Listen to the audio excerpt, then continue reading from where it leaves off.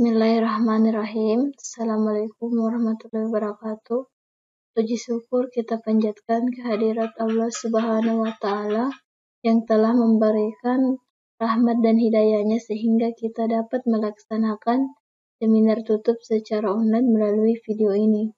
Dan tak lupa kita kirimkan salam dan sholawat kepada junjungan Nabi kita Muhammad Sallallahu Alaihi Wasallam sebagai suri tauladan bagi kita semua. Dan saya mengucapkan banyak terima kasih kepada pembimbing dan penguji yang telah meluangkan waktunya untuk hadir pada kegiatan hari ini.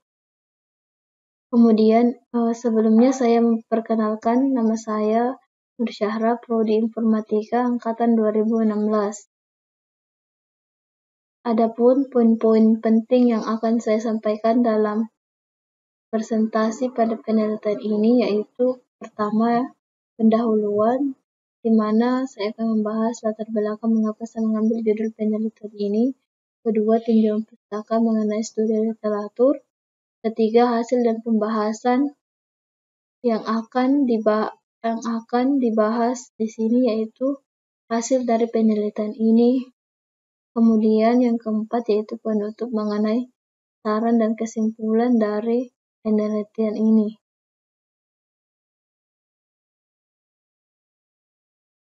Kemudian selanjutnya yaitu latar belakang mengapa saya mengambil penelitian ini. Itu ada 3 poin. Yang pertama yaitu permasalahan terkait status calon pendonor darah. Kedua, petugas bagian pemeriksaan di tahap awal sering mengalami kesulitan dalam menentukan calon pendonor darah yang layak dan tidak layak untuk mendonorkan darahnya karena jumlah petugas yang kurang. Kemudian yang ketiga yaitu belum adanya sistem yang mendukung pengklasifikasian kelayakan calon pendonor darah. Selanjutnya yaitu ada rumusan masalah. Rumusan masalah di sini diambil dari latar belakang tadi, yaitu bagaimana mengimplementasikan dan menganalisis hasil perbandingan metode Kenner-Snebold dan NIF-Base dalam klasifikasi penentuan calon pendonor darah. Kemudian tujuan penelitian ini sendiri yaitu untuk mengimplementasikan dan menganalisis hasil perbandingan menggunakan metode KNN dan NIF-Base dalam klasifikasi penentuan calon pendonor darah. Kemudian batasan masalah. Di sini batasan masalah terbagi 3. Yang pertama yaitu metode yang digunakan dalam penelitian ini adalah metode NIF-Base dengan kasus penentuan calon pendonor darah dan metode KNN. Kedua yaitu penelitian ini hanya membandingkan kedua metode yaitu NIF-Base dan KNN. Ketiga yaitu kriteria atau atribut yang digunakan pada penelitian ini adalah kadar hemoglobin, tekanan darah sistolik dan tekanan darah distolik, berat badan, umur dan jenis kelamin. Kemudian adapun manfaat penelitian ini yaitu terdapat 3 poin. Penelitian ini diharapkan dapat membantu petugas dalam menentukan calon pendonor darah.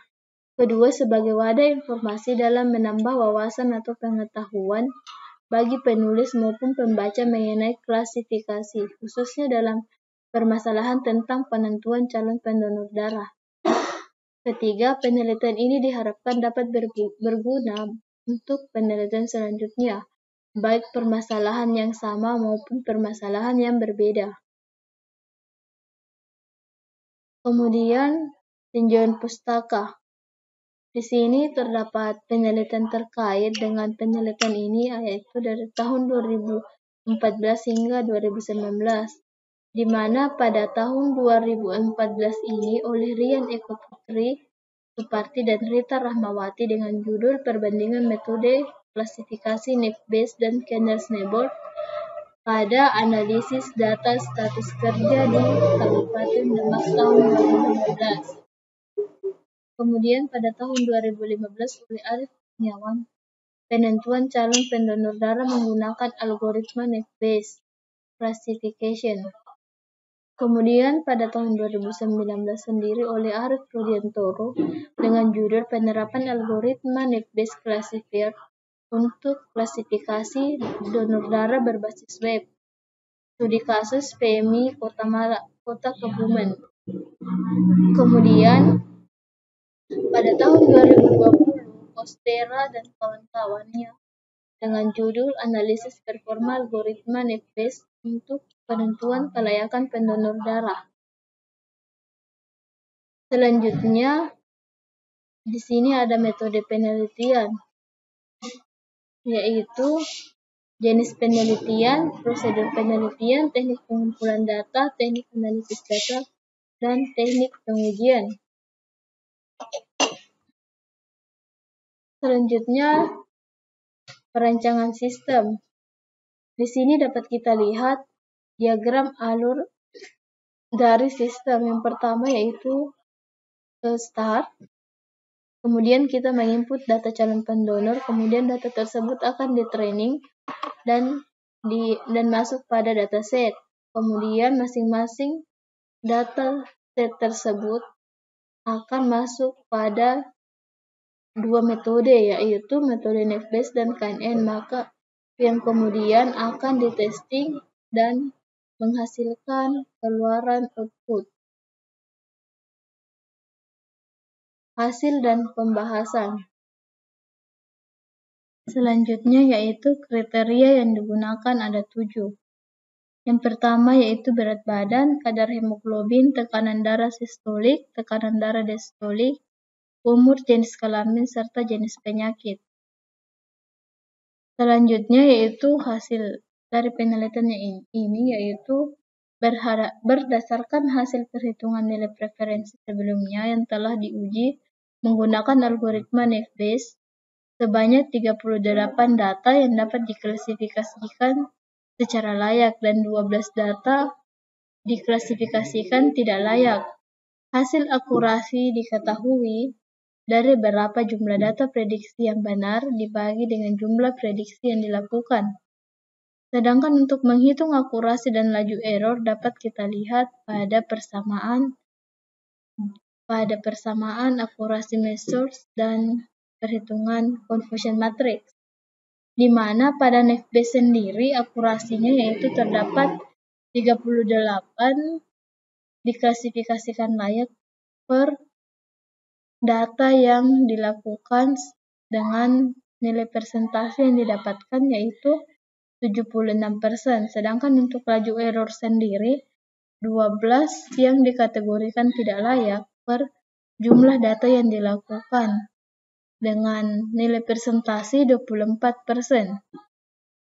Sedangkan untuk hasil pengujian metode KNN sendiri dengan menggunakan 100 data training dan 50 data uji dari calon pendonor darah, terdapat 43 untuk kelas layak dan 7 data yang diklasifikasikan tidak layak, di mana akurasi dari KNN sendiri yaitu 43 kelas layak tersebut dibagi dengan jumlah data yang diuji, di mana persentase dari akurasinya yaitu 86%, sedangkan untuk laju error tersendiri yaitu 7 jumlah kelas yang tidak layak per jumlah data yang diuji atau dilakukan sebanyak 14%.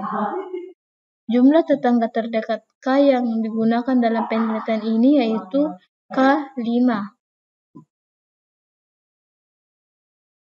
Selanjutnya dapat kita lihat bersama grafik perbandingan dari metode Net-Based dan KNN, di mana nilai akurasi dari KNN sendiri lebih tinggi dibanding dengan Net-Based, dan begitu pun dengan laju error, di mana laju error dari KNN itu sendiri lebih sedikit daripada Net-Based. Berikut adalah tampilan from login dari sistem klasifikasi perbandingan KNN dan Net-Based, di mana kita memasukkan username dan password, dan apabila username dan password salah maka akan terdapat kode bahwa kombinasi username dan password tersebut salah. Selanjutnya yaitu di sini terdapat tabel perbandingan akurasi di mana kita membandingkan 3 data training, yaitu masing-masing data training yang berbeda dengan data testing yang sama, di mana nilai data training tersebut berbeda-beda, ada 20 data, 50 data, dan 100 data. Kemudian pada masing-masing perbandingan ini terdapat akurasi yang berbeda-beda, di mana KNN lebih tinggi nilai akurasinya dibandingkan dengan Naive-Bayes. Selanjutnya yaitu tampilan menu home. Berikut adalah tampilan dari menu home untuk perbandingan metode KNN dan Naive-Bayes. Kemudian selanjutnya di sini terdapat tampilan untuk nilai atribut masing-masing metode KNN dan Naive-Bayes. Selanjutnya tampilan untuk data alternatif atau dataset yang ada pada sistem. Berikut adalah tampilan sistem untuk perhitungan Naive-Bayes. Selanjutnya tampilan sistem untuk perhitungan KNN. Kemudian yang terakhir yaitu kesimpulan, di mana berdasarkan hasil pengujian yang telah dilakukan dapat disimpulkan bahwa sistem pengklasifikasian calon pendonor darah menggunakan metode Naive-Bayes dan KNN terhadap 50 data uji dan 100 data training didapatkan nilai akurasi klasifikasi sebesar 76% untuk metode Naive-Bayes, sedangkan nilai akurasi dari algoritma KNN sebesar 86%. Sebesar 80,7% dan metode Naive-Bayes 65,4% berdasarkan hasil akurasi yang didapatkan dari seluruh pengujian. Metode KNN merupakan metode yang terbaik dengan total rata-rata akurasi 80,7%. Hal ini menunjukkan bahwa kinerja metode KNN lebih baik daripada metode Naive-Bayes sendiri dalam mengklasifikasikan calon pendonor darah yang layak atau tidak berdasarkan kriteria yang ditentukan. Saran dari penelitian ini yaitu penelitian selanjutnya bisa menggunakan metode yang berbeda dengan penelitian ini. Kemudian yang kedua yaitu para peneliti selanjutnya yang ingin menggunakan metode KNN dan Naive-Bayes atau dengan menggunakan metode lain dapat menambahkan lebih banyak kriteria sehingga akan menghasilkan nilai akurasi yang lebih baik lagi. Sekian presentasi penelitian seminar tutup saya. Lebih dan kurangnya mohon dimaafkan. Wabillahi taufiq hidayah. Assalamualaikum warahmatullahi wabarakatuh.